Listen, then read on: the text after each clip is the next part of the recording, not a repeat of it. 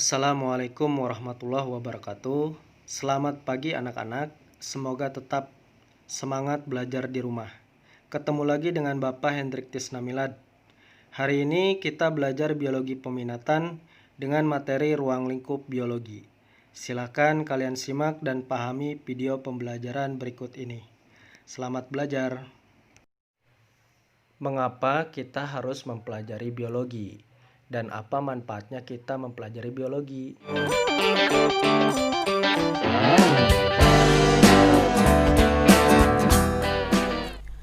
Untuk yang pertama, kompetensi dasar. Kalian harus mampu mengidentifikasi ruang lingkup biologi, mendeskripsikan objek dan permasalahan biologi pada tingkat organisasi kehidupan, misalnya molekul, sel, jaringan, organ, individu, populasi, ekosistem, sampai dengan tingkat tertinggi, bioma. Oke, yang pertama, hakikat biologi sebagai ilmu. Bapak akan mencoba menjawab pertanyaan tadi, apa itu biologi? Biologi adalah ilmu yang mempelajari tentang kehidupan. Istilah biologi berasal dari bahasa Yunani, terdiri dari dua kata bios, kehidupan, dan logos, ilmu. Jadi biologi adalah ilmu yang mempelajari tentang makhluk hidup. Mengapa kita harus mempelajari biologi? Nah, biologi ternyata mempengaruhi kehidupan kita sehari-hari, mulai dari hubungan kita dengan lingkungan atau alam, makanan yang kita konsumsi, hingga penyakit yang dapat menyerang tubuh kita.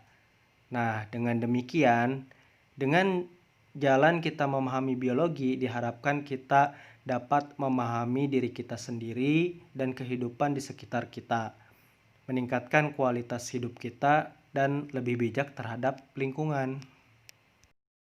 Biologi sebagai ilmu sains. Biologi sebagai ilmu pengetahuan memiliki beberapa karakteristik, diantaranya seperti pada bagian di samping: logis, objektif, empiris, universal, dan akumulatif. Logis di sini berarti bahwa biologi itu melalui proses berpikir adanya proses pengamatan secara langsung menggunakan alat indera. Objektif berarti bahwa biologi itu merupakan mata pelajaran ataupun ilmu yang sifatnya apa adanya, real dan konkret. Empiris dapat dibuktikan melalui penelitian maupun melalui pengamatan. Universal itu sifatnya menyeluruh. Sedangkan akumulatif itu adalah bahwa biologi suatu ilmu yang mampu menerima pembaharuan-pembaharuan dari ilmu-ilmu yang lain ataupun penelitian-penelitian yang sudah ada. Konsepnya untuk ruang lingkup biologi di sini mempelajari cabang biologi dan kehidupan pada berbagai tingkat organisasi. Bapak akan menjelaskan tentang penerapannya. Misalnya, biologi molekuler, biokimia, dan genetika ini terdapat pada tingkatan molekuler.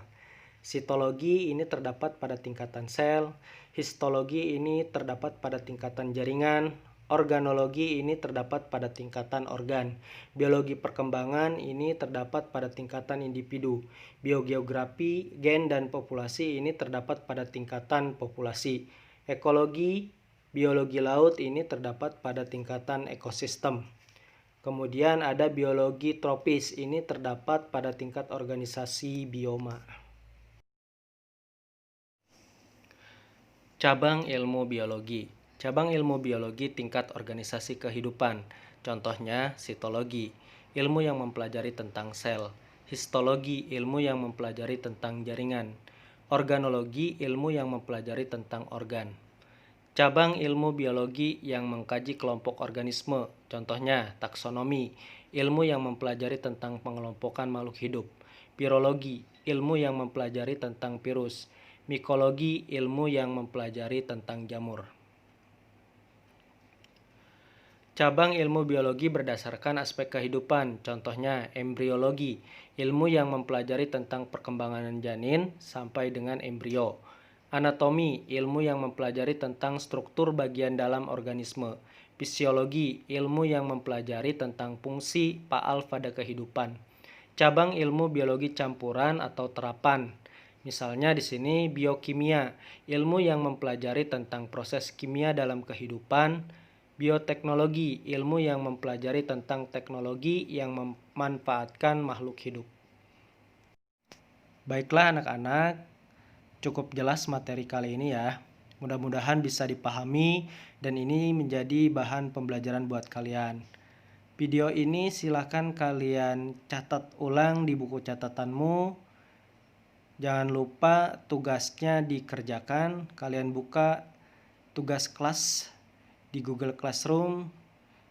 Kalian catat soalnya dan jawab soalnya di buku catatan kalian. Kemudian kalian screenshot dan kalian upload di Google Classroom ini. Terima kasih. Assalamualaikum warahmatullahi wabarakatuh.